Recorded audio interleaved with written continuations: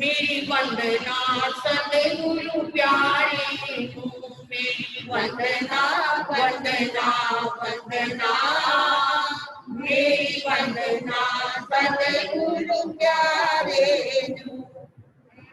दानान से जम अभय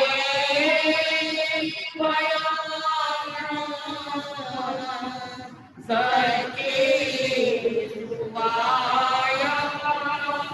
नवजं वयन्ति तवे सुवाओ नमा वांपजे लोकोत्तर में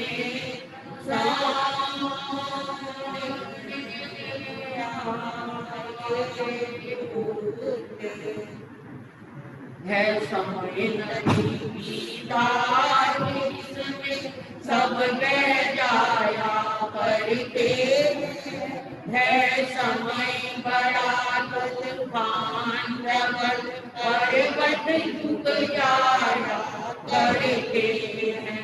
असल दुनिया के लोग समय में चक्कर खाया करते हैं, लेकिन कुछ ऐसे होते जो इतिहास बनाया करते हैं, इतिहास बनाया करते हैं। पूज्य आचार्य भगवान, पूज्य प्रवर्तक श्री जी गुरुदेव के मंगल आशीर्वाद से ऐसा जन सभा 25 की तत्वाधान में श्री अस्थाना सूत्र के चौथे स्थान में 4 बातें चल रही हैं। लोहे लोहे का अंतर, पत्थर पत्थर का अंतर, वस्त्र वस्त्र का अंतर और लकड़ी लकड़ी का अंतर, लकड़ी लकड़ी का अंतर आपने सुना। और कल आपने लोहे लोहे का अंतर भी सुना। एक प्लैटिनम है तो दूसरा एक क्या है, गली में पड़ा हुआ खामखा का कील है। तीसरा है पत्थर और पत्थर का अंतर। गृहस्थ रूपी गाड़ी के 2 पहिए हैं, एक पति और एक पत्नी। गृहस्थी गाड़ी को चलाने के लिए दोनों पहियों का सम होना, बराबर होना अनिवार्य है।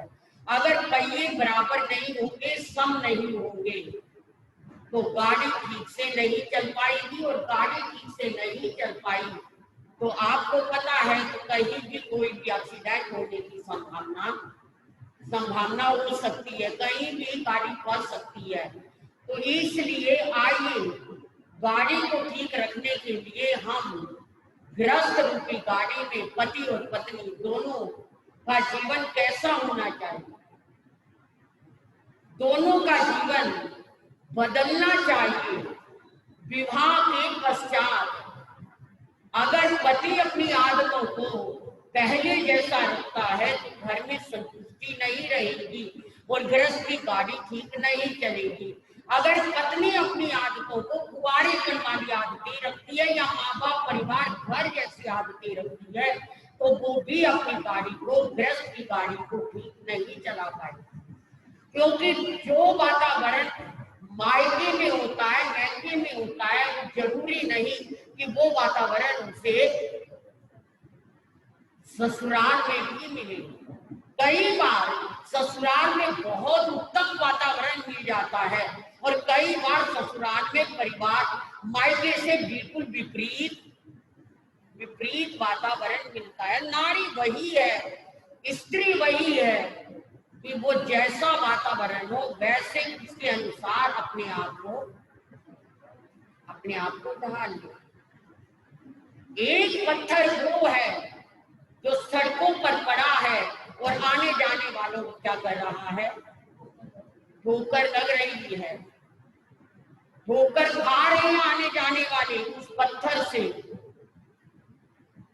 बोझ बना हुआ है, भार बना हुआ है।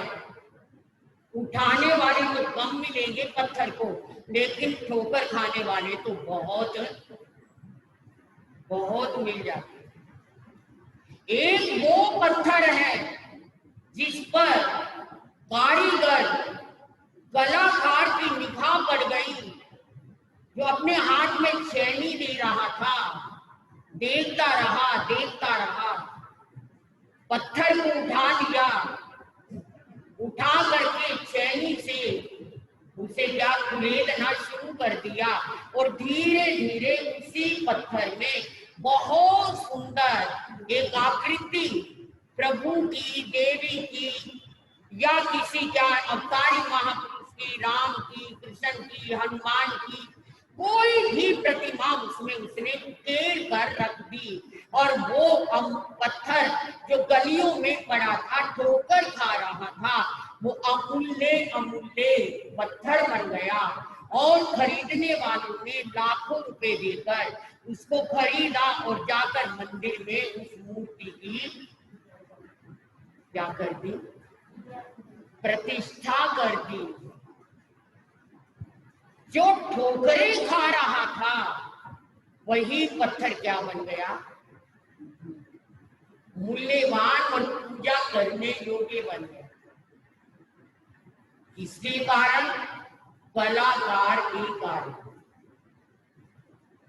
उसने उसको आकृति दी, उकेर दिया और बड़ा सुंदर आंख, नाक और क्या है भव्य आकृति बनाकर उसे पूजने योग्य बना दिया। ऐसे ही एक नारी है या एक पुरुष है, माँ बाप बचपन में मर गए, गली गली में खाने के लिए मोहताज बन गया, समय आया कुछ कलाकृति आ गई। आप प्रतिदिन चलचित्र के माध्यम से, टीवी के माध्यम से देखते हैं कि कई लोग ऐसा जीवन जीते थे जिन्हें पूरा खाना भी नसीब नहीं होता था और भूखे रहकर जिन्होंने कला की साधना की और आज वो संगीत कला में, नृत्य कला में, गायन कला में या आज किसी और कला में क्या है, निष्णात है। इतने निष्णात हैं कि लाखों रुपए देने पर भी जिनको बुलाना कठिन हो जाता है। ऐसे ऐसे भव्य कलाकार, ऐसे संगीतकार, ऐसे ऐसे नृत्यकार, ऐसे ऐसे व्यक्ति जिनकी कलाकृति से दांतों तले उंगली दब जाती है, मगर कभी जिनका जीवन गलियों में ठोकरें खाने जैसा था और आज जिनका जीवन ऊंचे सिंहासन पर आसीन है, इसके द्वारा, कला के द्वारा और मेहनत के द्वारा, पुरुषार्थ के द्वारा कहां से कहां पहुंच जाते हैं। ये है वो जीवन जो पत्थर से प्रतिमा बन जाता है। पत्थर से प्रतिमा बने, पूजा करे, संसार जिसकी पूजा करता है। अरे वाल्मीकि डाकू क्या था, डकैत था। समय आया नारद ऋषि की संगति मिली और संगति मिलते ही वाल्मीकि डाकू से वाल्मीकि ऋषि बन गया और सदा के लिए इतिहास के स्मरण पृष्ठों में नाम लिखा गया, रामायण को रच डाला। कहते हैं वाल्मीकि रामायण संस्कृत में है और जब इसको लिखने लगे थे कोई काव्य, कोई पद्य नहीं था। हजारों वर्ष पहले वाल्मीकि ने इस रामायण को लिखा और लिखते लिखते लिखते लिखते अमर हो। कहां क्या जीवन था और कहां से कहां एक पूजनीय योग्य जीवन बन गए। गोस्वामी तुलसीदास गोस्वामी थे, गोस्वामी जाति होती है। आज भी वृंदावन में गोस्वामी बहुत है, गोस्वामी, और वृंदावन का बांके बिहारी मंदिर गोस्वामियों के हाथ में ही है। लेकिन समय आया, रत्नावली से विवाह हुआ, और विवाह होने के बाद इतना पत्नी में आसक्त हो गए, मायके नहीं जाने देते थे। एक दिन रत्नावली ने कहा, आज तो जो मर्जी हो जाए, मैंने अपने मायके जाना ही जाना है, जाना ही जाना है। जिद करी, क्रियाहट आ गई और चली गई। कहकर गई, ऐसे नहीं कि बिना बताए को चली गई। पास ही गांव था, बीच में नदी पड़ती थी, चली गई। तुलसीदास को नींद नहीं आई। ओहो, पता नहीं रत्नावली सो गई होगी, जाग रही होगी, मेरे लिए तो एक एक पल भारी हो रहा है, क्या करूं, करना क्या, चलना ससुराल में, क्या फर्क पड़ता है। चल दिया। रात के अंधेरे में नदी के पास पहुंचा। अरे ना नौका है ना नाविक है, अगर नौका है भी तो मुझे चलानी नहीं आती, करूं क्या। ओहो, ये लक्कड़ बहता आ रहा है ना, इसी के ऊपर बैठ जाता। कुछ नहीं सूझा, रत्नावली रत्नावली रत्नावली, बस वही याद आ रही थी। और पहुंच गया परले किनारे। वो लक्कड़ नहीं था, क्या थी, एक लाश थी, इंसान की। पकड़ा, उसे सूझा ही नहीं कि ये लाश है या लक्कड़ है, उसी पर बैठा और पार हो गया। पहुंच गया गांव में, ससुराल में, और घर में भी पहुंच गया। रात के 12 बजे, दरवाजे बंद हैं। रत्नावली कहाँ हो, ऊपर कमरे में होगी वो तो, ऊपर कमरे में। ऊपर कैसे जाऊं, दरवाजे बंद है, दरवाजा कैसे खटकाऊं। पहले कच्चे मकान होते थे, ज्यादा ऊंचे भी नहीं होते थे, इधर उधर उधर इधर, घर के चारों तरफ फिर रहा है। फिरते फिरते उसे नजर आया, अरे एक रस्सी लटक रही। ओहो, रत्नावली को पता था कि तुलसी रह नहीं सकता, इसलिए उसने पहले ही रस्सी लटका दी है कि रस्सी को पकड़ेंगे मेरे पति और ऊपर ऊपर आ जाएंगे। और वही हुआ, उस रस्सी को पकड़ा, ऊपर चढ़ गया छत पे। रस्सी नहीं थी, सांप था। पढ़ा है, ऐसा ग्रंथ कहते हैं। पर अजीब है, अजीब बात है कि व्यक्ति इतना क्या ना समझ हो जाए कि उसे रस्सी और सांप का भी भान, अंधेरा था ना, पता ही ना लगे, बस लगा कि कुछ लटक रहा है। कई बार रस्सी में सांप नजर आता और सांप में रस्सी।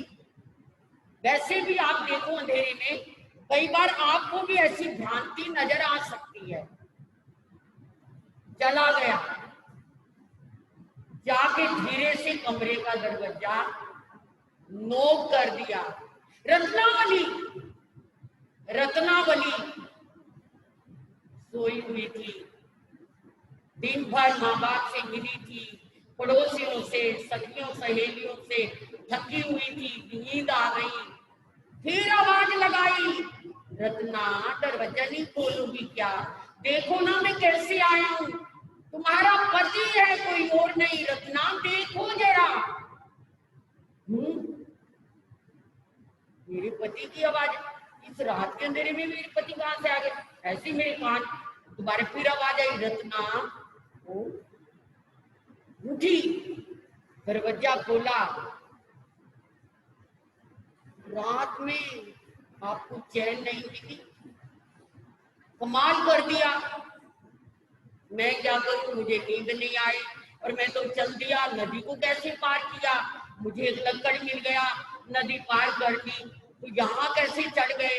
अरे तूने रस्सी नहीं लटकाई थी क्या, तू भी तो सोच रही थी ना कि आएंगे मेरे पति और पति परमेश्वर के लिए रस्सी लटकाई थी ना। मैंने तो कोई रस्सी नहीं लटकाई, देखो ना रस्सी लटकी, देखे तो सांप जा रहा। ओहो, क्या है स्वामी, क्या मेरे माँ बाप कहेंगे, क्या मेरे पड़ोसी कहेंगे। लाज न लागत आपको, अरे दूरे आए साथ, धिक धिक ऐसे प्रेम को कहा कहो मेरे नाथ।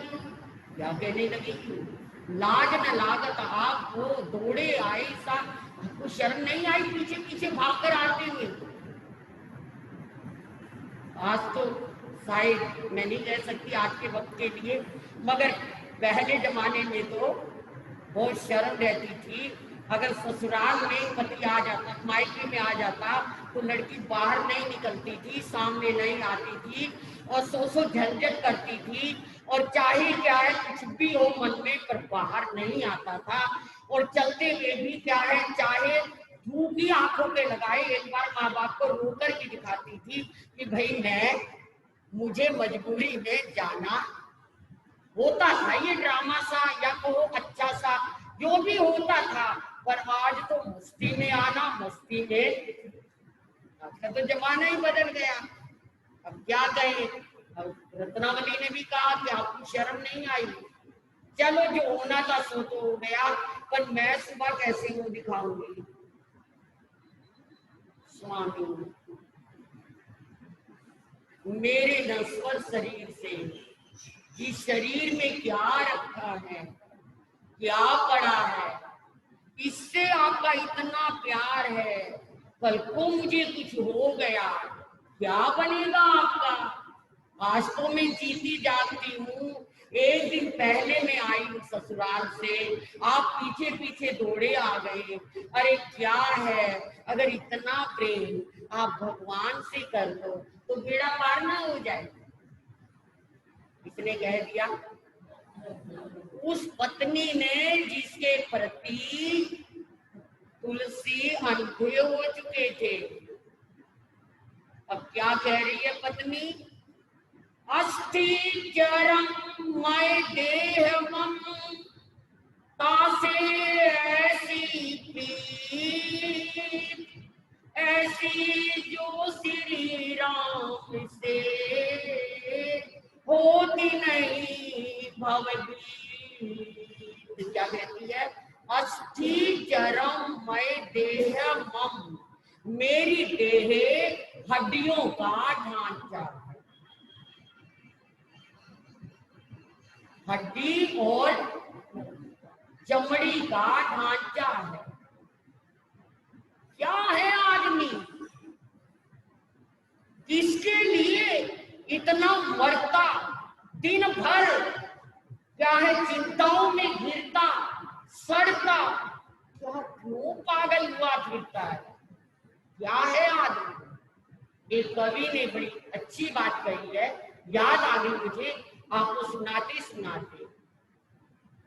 आदमी का जिसमें क्या है, जिस पे सैदा है जहां। समझ आ गई, आदमी का जिस्म क्या है, आदमी का शरीर क्या है, उर्दू है तुम्हें, जिस पर सैदा है जहां। सैदा का मतलब पागल, पागल हो रहा, दीवाना हो रहा, परवाना हो रहा है जिस शरीर पर, जहां ये सारा संसार।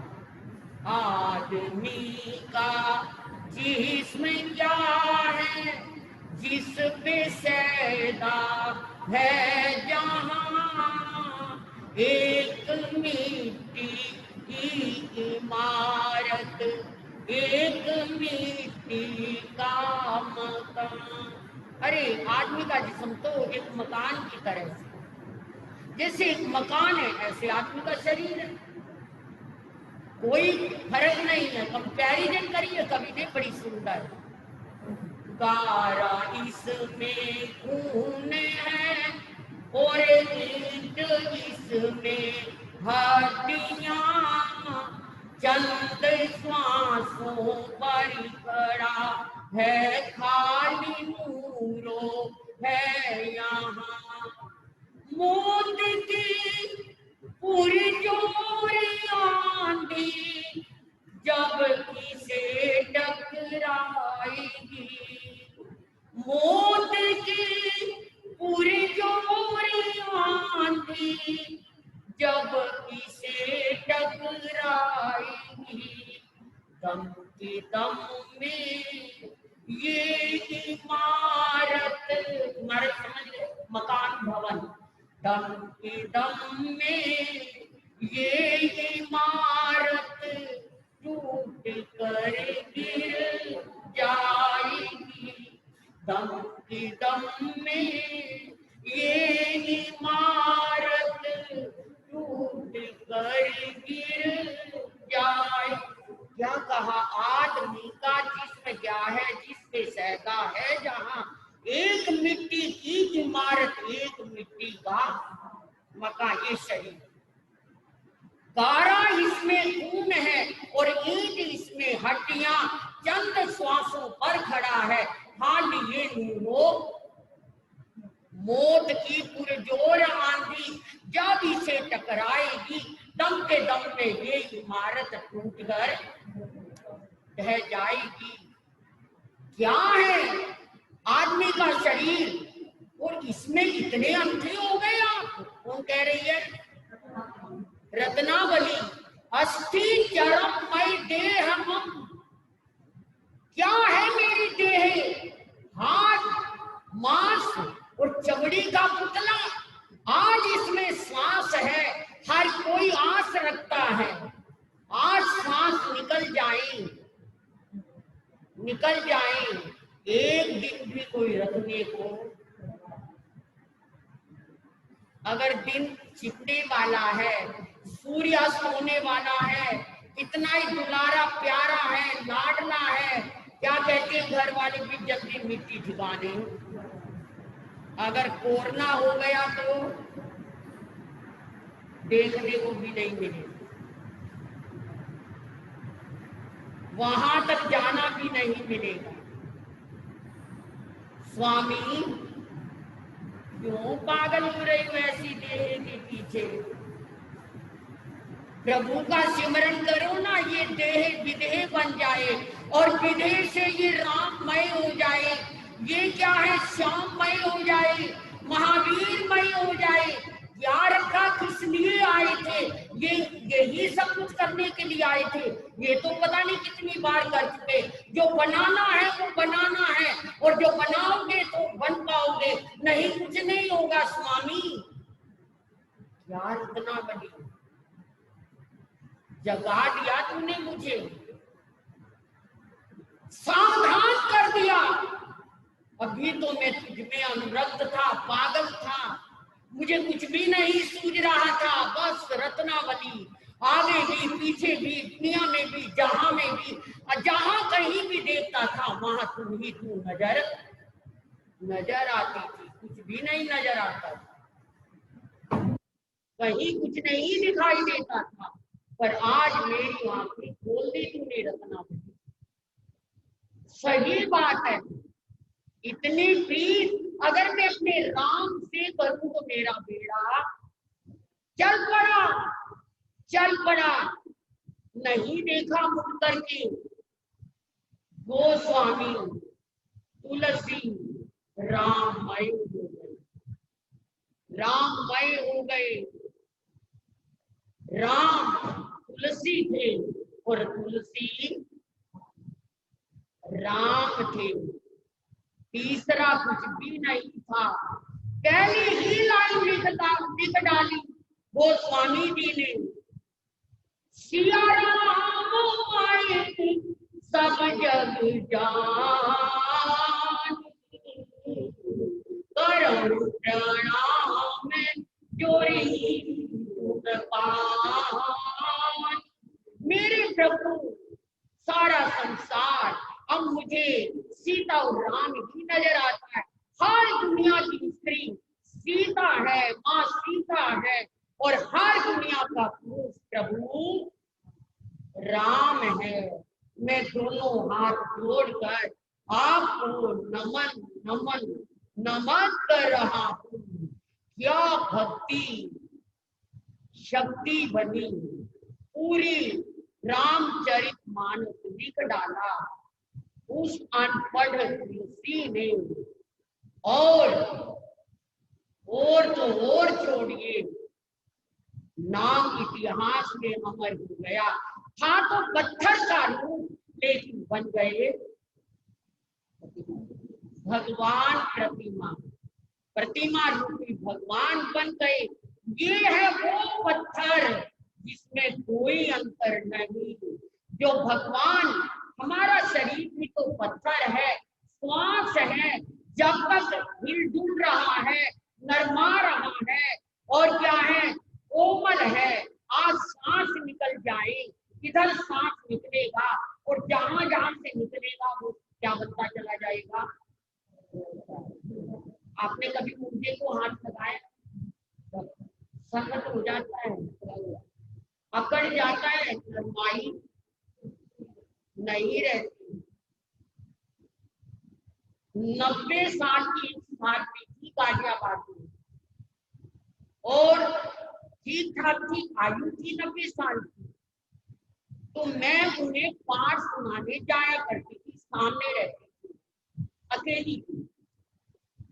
एक दिन में उन्हें वैद्य जी देखने गए थे। मैंने कहा वैद्य जी ठीक है ना सती जी? कहते हाँ जी।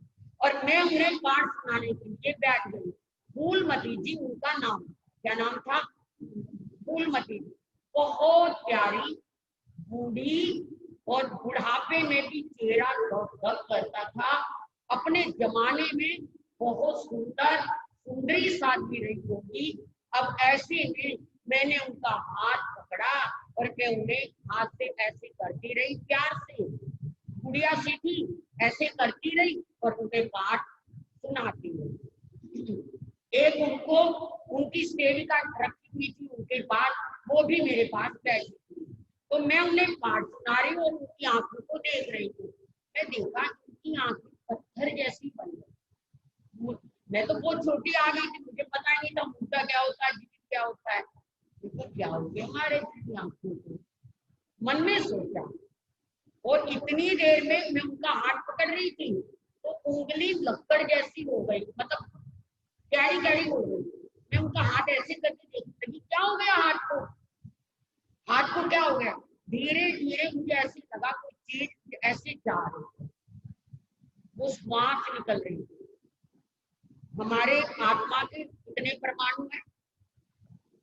आत्मा के 3.5 करोड़ तो रोज आई है, असंख्य परमाणु है। तो वो निकलते जा रहे हैं, और ऐसे जैसे कि ग्लूकोज लगता है और ड्रिप लगती है। अगर ग्लूकोज खत्म हो जाए तो वो क्या है, धीरे धीरे नीचे नीचे उतरता चला जाता है। ऐसे ही उनकी सांस धीरे धीरे धीरे धीरे ऐसे करके हाथों में से जा रहे निकल रहे।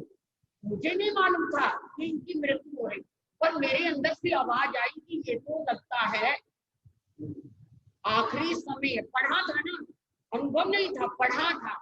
तो मैंने उन्हें आवाज लगाई, महासती जी, महासती जी। कहते हाँ, मैं आपको संधारा करवा दूं, लगता आपका आखिरी समय, संधारा करवा दूं। एकदम ऊंची आवाज आई। मैंने उन्हें फटाक से झटपट से क्या करवा दिया, संधारा करवा दिया। ये मेरे जीवन का दूसरा चांस था। उससे पहले मैंने अपने पूज्य प्रवर्तक भंडारी श्री पद्मचंद जी महाराज को ऋषभ विहार में संधारा करवाया, आखिरी समय देखकर, महाराज का आखिरी समय। और उनको भी मैंने ऐसे ही पूछा था, गुरुदेव आप हमारे पितामह हो, दादा जैसे हो, अब मुझे समय आपका ज्यादा नजर नहीं आ रहा, अगर आपकी आज्ञा हो तो मैं आपको संधारा दिला दूं। क्योंकि महाराज जी अमरमुनि जी बीमार नहीं थे ना गुरुदेव, वो खाना खाकर आराम करने गए थे, और छोटा संत आप पास ही ठहरे हुए थे। चतर समारोह का समय था, तो छोटा संत भागता हुआ मेरे पास आया और आकर कहने लगा, महासती जी चलिए चलिए। मैंने कहा क्या हुआ? कहते गुरुदेव थोड़ा धीमे नजर आ रहे, चलिए चलिए। तो मैं अभी उपासना करने बैठी थी, मैंने अपना खाना वही छोड़ा और मैं भागी। आकर मैंने देखा कि, मैंने कहा गुरुदेव को क्यों नहीं बुलाया, अमरमुनि जी महाराज साहब को, उनको क्यों नहीं बुलाया? कहते अभी बेटी है गुरुदेव, ऐसी कोई बात नहीं। मैं कहा बात क्यों नहीं है, आखिरी समय नजर आ रहा है गुरुदेव का, आप बुलाओ उन्हें झट से। जब तक वो बुलाने गई ऋषभ विहार में, पहली तरफ कमरे में अब तक तो मैंने देखा गुरुदेव तो चले जाएंगे। मैंने कहा गुरुदेव संधारा दिला दूं आपको? उन्होंने भी कहा हूँ, और मैंने संधारा उन्हें 1 सेकंड में दिलाया। ये दूसरी बार संधारा था उस आदमी को, उन्होंने भी हूँ दिया और मैंने उन्हें क्या दिला दिया? संधारा दिला दिया। जैसे ही संधारा दिलाया मैंने उन्हें देखा, टच करके पूरा शरीर क्या हो चुका था। लकड़ की बात बता रही थी ना, पत्थर जैसा बन चुका था। चाहे कोई नौजवान 32 साल का हो, 25 साल का हो, 20 साल का हो, 40 का हो या 70 का हो, श्वास निकलते ही सबका शरीर पत्थर बन जाता, लकड़ बन जाता। ये तो आत्मा का खेल है। जब तक श्वास मिले हैं, खेल रही हैं, जब श्वास निकल जाएंगे तो खेल और वो श्वास सफल हो जाएंगे, जो अच्छाई में निकल जाएंगे। सांस तो निकली रहेंगी, हर पल जा रही है, पल पल जा रहे हैं। इतना सार्थक करना है, ये हमने सोचना, इसलिए मारा मारी कर रहे हैं, ये हमने सोचना। श्वास भक्ति में जिनके गुजर जाएंगे, मोक्ष नगरी में मोही बसर जाएंगे, चैन पाएंगे अर्घ न परलोक में, चैन पाएंगे अर्घ न परलोक में। हद पापों में कर जो उमर जाएंगे, श्वास भक्ति में जिनके गुजर जाएंगे। श्वास श्वास में प्रभु को भज, बिरथा श्वास न कोई, ना जाने किस श्वास का आवन होए ना होए। पता नहीं कि दोबारा मुड़कर श्वास आएगा या नहीं आएगा। फिर तो एक कहानी रह जाएगी, एक बात रह जाए। अरे अभी तो खड़ा था, आपको पता नहीं, अभी तो मेरे से बात करी, अभी तो फोन आया था, कहाँ चला गया? ऐसे भी करना होता है क्या? ऐसे भी जाना होता है क्या? बस हाथ चलते रह जाएंगे, कुछ भी फिर कुछ हाथ आने जैसा नहीं रहता मेरे भाई बहनों।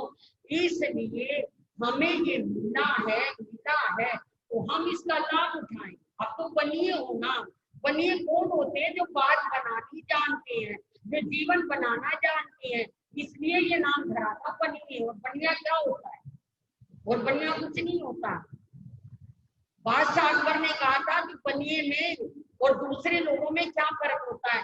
कहते बीरबल ने कहा था कि जो बात बना लेता है ना मौके पर, वो बनिया होता है। जो बात बना लेता है ना मौके पर, टाइम पर, वो बनिया होता है। तो कहते वो कैसे होता है? अरे वो बना लेता है बात। बीरबल तुम बोलो, कहते मैं भी बनिया हूँ। तुम कैसे मौके पे बात बना लेते हो? कैसे बताओ महाराज? कहते हाँ बताओ।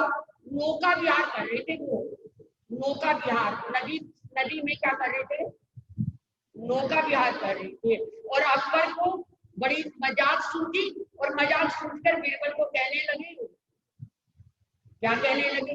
बीरबल बीरबल माला दो, माला दो, माला दो। मजाक में कहने लगे बीरबल ये माला जो बह रही है ना पानी में, ये दे दो मुझे। और दूसरी तरफ मजाक कर रहे हैं, माँ दो, माँ ला दो, माँ समझ गई? माँ ला दो, माँ ला दो, माला दो, पूरा शब्द वही है ना, माँ ला दो। जैसे वो बच्चे कहते हैं ना, चांदी टोप में, चांदी की चम्मच में, चांदी से, वो कहते ना पहनी है, ऐसे ही ये पहनी डालती अकबर ने कि माँ ला दो, माँ ला दो। बीरबल बड़ा ऐस में आया, मेरी माँ के लिए अकबर होगा अपनी जगह बादशाह, मेरी माँ के लिए क्यों बोल रहा है? और अभी ये बात चल के चुकी थी कि फिर बनिए क्या होते हैं। उसने कहा था कि जो बात बनानी जानती है। अब बीरबल को बड़ा गुस्सा चढ़ा, ये क्या बादशाह बोल रहे, माँ ला दो, माँ ला दो। अब बीरबल ने कहा बादशाह सलामत, बहने दो, कहने दो, कहने दो। समझे? समझे नहीं? आपकी बहने दे दो। वो कह रहा था ना माँ दो, माला दो माँ, तो बीरबल ने कह दिया बहन दो, बहन दो, बहन दो। मतलब दो मतलब हो गए ना कि माला अगर पानी में बैठ गया तो ये तो कहा बहन दो, और दूसरी तरफ कहा, उसने कहा कि माला दो, उसने कहा बहन दो भाई, मैं तुम्हारी बहन मांग रहा हूँ, बहन दे दो, बहन दे दो। मतलब कहने का, फिर बीरबल ने कहा देखो बादशाह सलामत बनिया हूं ना, मैंने बात बना, आपने माँ ला दो का, मैंने बहन दे दो कह दिया, बात बना ली ना। तो बात बनाना जानता वो बनिया होता है, और जो जीवन बनाना जानता वो भी बनिया होता है, वो भी बनिया होता है। जब तक उसके व्यापार में कुछ इनकम ना हो तब तक वो व्यापार को छोड़ता नहीं, और ग्राहक का पीछा नहीं छोड़ता। अगर दुकान पर ग्राहक आ जाए और उसे जल्दी हो, नहीं ठंडा पीकर जाना, ऐसे नहीं, ऐसे नहीं, बैठो ना थोड़ा लेकर जाओ, ये देखो थोड़ी एसी की हवाई ले लो थोड़ा, ताकि वो माल देखते और कुछ ना कुछ लेकर ही। चलो ये तो बात ही है, तो मैं क्या कह रही थी, ये अंतर है लकड़ी लकड़ी का, पत्थर पत्थर का, लोहे लोहे का, वस्त्र वस्त्र का। एक रेशमी वस्त्र है, एक हीरे जड़ा मसाला है, और एक साधारण मोटा पत्थर है तो दोनों लाज रखने के लिए काम आते हैं। जो लाज रखे वो क्या है, पति पत्नी की और पत्नी पति की, वो क्या है गृहस्थी को संवार लेती हैं। वो वस्त्र रेशमी और अमूल्य वस्त्र बन जाता है, और जो नहीं रख पाते वो क्या है, उनके लिए क्या कर सकती हूँ। आज बात इतनी करूंगी, शुक्रवार है, समय भी हो चला आपका, कल शनिवार है, शनिवार 5 तारीख कुछ कार्यक्रम भी रखे हुए हैं, और 6 तारीख का तो फिर है ही बहुत सारा कार्यक्रम, वो सब आपके सामने मंत्री भैया हमारे बताएंगे। उससे पहले मैं मंगल पार्टी थोड़ा ही लोगों को जो हमारे जू पर इंतजार में है, हम मन की धारणा से कोई पहचान भी ले सकते हैं, कोई नियम भी ले सकते हैं, और आज का चिंतन मनन भी कर सकते हैं, और मंगल पाठ भी ले सकते हैं। श्राद्ध के दिन में हम अपने बुजुर्गों को याद करें, उनकी देवियों को याद करें, उनकी खूबियों को याद करें, उनके जीवन को याद करें। श्राद्ध के दिन चल रही है, श्राद्धों में हम अपनी श्रद्धा अपने बड़ों के लिए रखें। श्री चतारी मंगलम, हरिहंता मंगलम, सिद्धा मंगलम, साहु मंगलम, केवली बनंतु दमो मंगलम, चतारी उपमा, हरिहंता उपमा, सिद्धा उपमा, साहु उपमा, केवली बनंतु दमो मंगलम, चतारी शरणम पवज्जामि, हरिहंते शरणम पवज्जामि, सिद्धे शरणम पवज्जामि, साहु शरणम पवज्जामि, केवली बनंतु धम्मं शरणम पवज्जामि। ये 4 शर्तें करने, मंगल करने, और न शरणा कोई, जो भव प्राणी आदरे अब से अजर।